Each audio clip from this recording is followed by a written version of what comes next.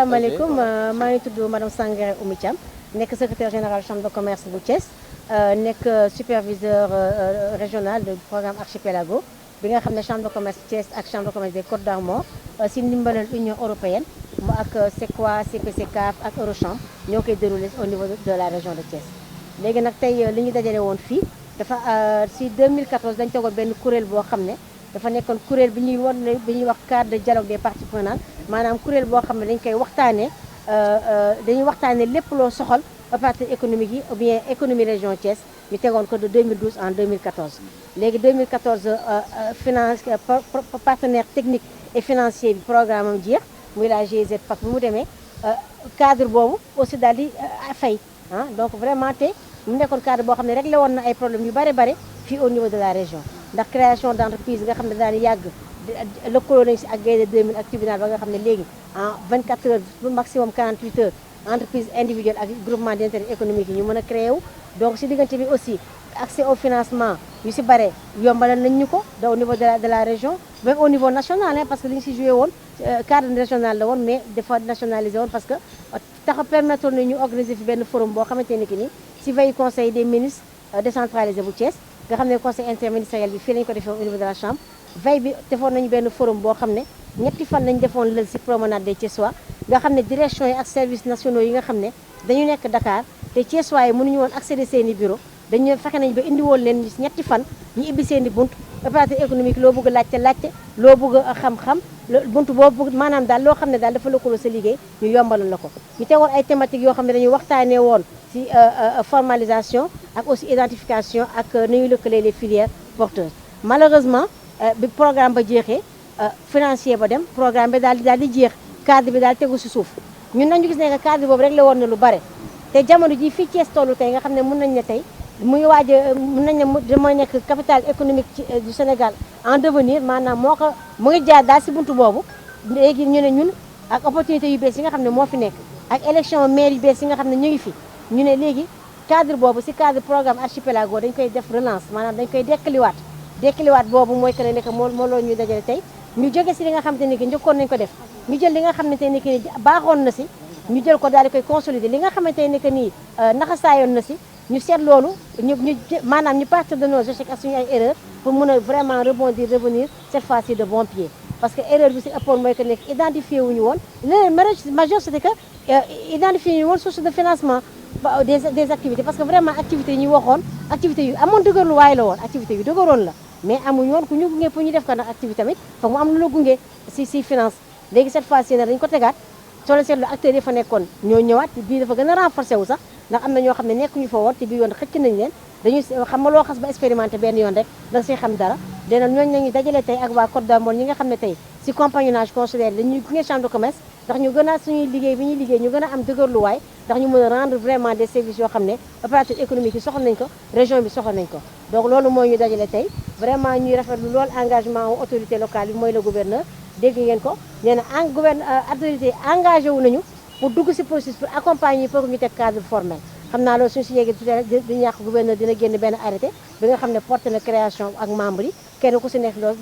la nga si war a def ak loolu si war léegi si tey suñu fi jógee dañu bëgg a identifier ñaari activité phare yoo xam ne à partir dinañu ko def si 2022 ndax gis ngeen semaine yi passé ñi nga xam ne ñoo yëngu si yarum ginaar dégg ngeen leen du seen génn donc tey gis ngeen aussi beneen exemple bu concret bi ñu am mooy tey mbirum enseignant yi ak état bi waxtaan nañu ba trouver solution loolu cadre de dialogue la donc dañuy exemple yooyu la ñuy jël tey seet ñaari activité phare dañuy def en 2022 suñu ko defee nañu soog a poser les jalons de 2023 parce que bu njëkk bi suñu gis dafa yaatu woon torop par rapport ak suñuy mën-mën donc on est parti de ces leçons là tiré ko ba nga xam ne tey yaakaar nañ ne cette fois-ci dina pérenne. est-ce que contrairement ñenn ñi wax ne Thiès dafa dëgër pour ne pas dire dafa wow gëm ngeen ne c'est une région attractive.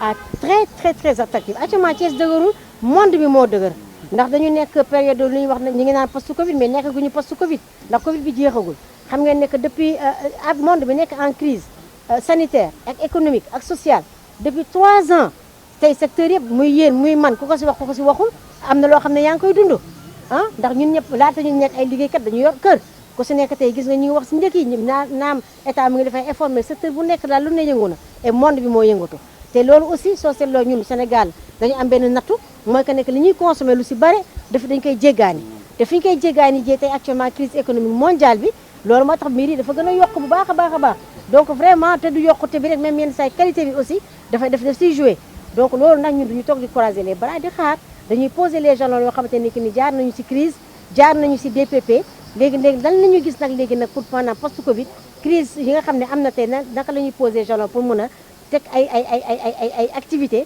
li ñuy wax post Covid duñu xaar post Covid léegi lañ koy tàmbali ndax bëgg nañu ni ma la ko waxee léegi si at bi ñu def ñaari activité phare yoo xamante ne que ni Thiès opérateur économique yi nga xam ne ñun ñooy suñu premier client dañ si gis seen bopp. est-ce que mën nañu xam ñaata entreprise ñoo bindu si chambre de commerce bu Thiès? ah ñaata entreprise ñoo bindu chambre de commerce de Thiès xam nga kii jaay caaf sax dafa bokk chambre de commerce en fait chambre de commerce Thiès chambre de commerce du question wu bindu ñun tous les opérateurs économiques de la région sont des ressortissants loolu moo tax ba amuñu membre ñun on a des ressortissants xëy na suñu ay membres d'honneur la ñuy nekk donc yaakaar naa ne daal bi ma mujjee xool man suñu répertoire on était au nombre de 12 000 su ma juumulee bi ma ko mujjee xool si diggante bi nag xam nga dafa am entreprise yoo xam ne yii dañuy judd am yoo xam ne nii dafa dañuy dee voilà donc là. merci. wàllu taxe yi nga xam moom la PME yi di fay est-ce que yéen a ngi dox benn ay jéego yoo xam ne di ngeen leen yombalal ci njëkk ñu ko daan fayee njëkk ñi ak bon ñun nag loolu du suñu ay mission waaw ay taxes yooyu du suñu ay suñu mission mooy entreprise yoo xam ne dañ ne par exemple dañ leen teg ay taxes yu ay genre redressement suñu ñëwee suñu dañ leen di faciliter nga xam te ne que ni xëy na impôt yi leen ko teg leen ko yombalal entreprise yi nga xamante ne que tey nag tey bëgg nañu comment dire formaliser wu bëgg a accéder si marché public yi xam nga ñooñu foog ñu am nañu wax quitus fiscal ñooñu dañu leen di gunge ba nga xam ne dañuy def seen déclaration normale ba ñu mën a am seen i quitus parce que suñuy wax quitus du rek dañuy jàpp rek impôt domaine du impôt domaine rek caisse de sécurité sociale dafay joxe quitus inspection du travail dafay joxe quitus donc loolu yëpp mais comme impôt yi moom en général moom moo lëmbee bopp nit ñi ba nga xamante ne que ni mais ñun dañ leen di gunge ba ñu am seen i quitus parce que am nañu ay services yoo xam ne département d'appui à la croissance des entreprises nga xam ne ay conseillers en développement d'entreprise yu xarañ ñoo fi nekk dañ leen di gunge parce que loolu dafa bokk suñu ay mission. Amis sénégalais, champions d'Afrique, bonjour. Voilà. Voilà. J'adore le foot, j'ai regardé tous les matchs, y compris la finale contre l'Égypte. Voilà. Bravo. Je m'appelle Georges Nikakis. Je viens de France, d'origine grecque. Par conséquent, j'apporte dans les projets un peu la philosophie grecque d'Aristote et de Platon et la méthodologie que j'ai appris pendant 30 ans donc en France pour mettre en place des projets de formation. Donc actuellement, je fais partie de la CCI donc, qui se trouve donc, sur le Côte d'Armor en Bretagne, en France. Et donc sur ces projets archipelagaux plus particulièrement, ce que nous apportons, c'est tout simplement en fait un appui, une méthodologie dans le domaine de la formation professionnelle qu'on a appris auprès, me concernant, ça fait 30 ans que je suis dans le métier, 32 ans, donc je suis en train actuellement avec les amis de Thiès, de la CCI, de développer sur un programme qui est superbe, qui est magnifique, et qui s'appelle le parcours de l'entrepreneur. Sur ce programme-là, pourquoi déjà a été monté? Pour pouvoir donner les outils, la digitalisation aux chefs d'entreprise, comment monter un site, Internet, c'est des choses pratiques. Hein. Comment gérer le personnel, comment monter les tableaux de bord de reporting au niveau économique, des choses concrètes, comment commercialiser au Sénégal ou à l'international. Bref, c'est un super programme de 20 jours de formation qui est conventionné par l'Europe. La CCI, mon CCI de France vient pour appuyer, pour livrer son expertise. Et puis ici, localement, ce sera un programme à 100% développé par des experts sénégalais que nous avons rencontrés et qui sont des gens extraordinaires qui maîtrisent parfaitement les différents segments de la formation. Ce que j'ai cité tout à l'heure, je peux ajouter comment établir sa stratégie de l'entreprise, comment établir son projet d'entreprise, comment mettre en place un marketing opérationnel pour vendre ses produits et services à travers la communication. Là, vous êtes en train avec les caméras de filmer, mais ensuite comment on va marketer l'offre, l'image, pour que les entreprises sénégalaises dans le bassin donc de Thiès, de pouvoir en fait développer leur entreprise. Ces projets-là s'adressent à 80 élus, 80 entreprises seulement. Nous avons dans notre base de données ici à Thiès 200, donc il y en a uniquement 80 places à saisir. C'est un programme de 20 jours développé par 2 plus 2 plus 2 plus 2 jours. Et c'est un programme qui est holistique, global, qui permet en fait de donner des outils à toutes les entreprises. Mon constat, moi, parce qu'avant de développer ce programme, j'ai été déjà, donc l'année dernière, le mois d'octobre, ici parmi les amis de la CCI de Thiès. Oh, j'ai visité des entreprises, j'ai questionné en fait des chefs d'entreprise magnifiques avec un dynamisme génial, mais qui sont souvent soit autodidactes, ils ont appris ça dans le tas, soit des niveaux complètement inégalés. Vous avez quelqu'un qui a fait des études, je ne sais pas, au Canada, aux États-Unis, d'autres qui a fait des études en France, d'autres qui n'a jamais quitté le pays. Mais ce sont des gens qui ont un fort potentiel humain. Moi, j'ai jamais vu ça dans ma vie professionnelle. Alors, il y a un profil, il y en a bien entendu avant tout ça, c'est les côtés pédagogiques. On s'adresse, on est des pédagogues, on s'adresse à des humains. Alors, la finalité, c'est laquelle? Donc, homogénéiser, donner à tout le monde les mêmes outils, et chacun, il va les adapter, bien entendu, dans son contexte, en fonction de son budget. Quelqu'un qui a beaucoup de moyens économiques, il va monter un sacré site web pour promouvoir son offre. Il va acheter des AdWords, vous savez de quoi je vous parle, sur Google pour pouvoir promouvoir son offre. D'autres, ils vont se limiter juste sur un site vitrine. Bref, chacun, il va adapter. On n'apporte pas la vérité n'existe pas. À la limite, s'il y en a une vérité, c'est le terrain. C'est-à-dire, c'est que les chefs d'entreprise vont faire concrètement pour développer leur activité, leur business, pour parler anglais, leur business sur le terrain. Le reste, c'est des grandes théories, mais c'est pour ça qu'on se base plutôt à des gens opérationnels. C'est ça les formateurs. Hein. C'est des gens qui sont formateurs. Mais, déjà, quelque chose qui a déjà démarré. Ils n'attendent pas aujourd'hui, ils attendaient peut-être lorsque le projet a démarré, mais moi j'ai constaté qu'il est là. Ils attendent en fait une mobilisation générale. Voilà. Et la CCI globalement de Thiès, que je félicite, c'est pas pour faire un discours politique, mais je félicite vraiment les hommes et les femmes de cette organisation qui connaissent très bien la formation et les enjeux, qui m'ont mis également dans le bain quand je suis arrivé le mois d'octobre, octobre-novembre l'année dernière, mais le projet a démarré bien avant. Ils n'ont pas attendu en fait la CCI, on va dire, de Côte d'Armor. La CCI de Côte d'Armor a attrapé les sujets, on a poursuivi d'autres choses qui existaient déjà auparavant. Voilà. Quand est-ce que démarre cette formation? Alors, merci pour votre question. La formation démarre demain matin à 9h. Okay.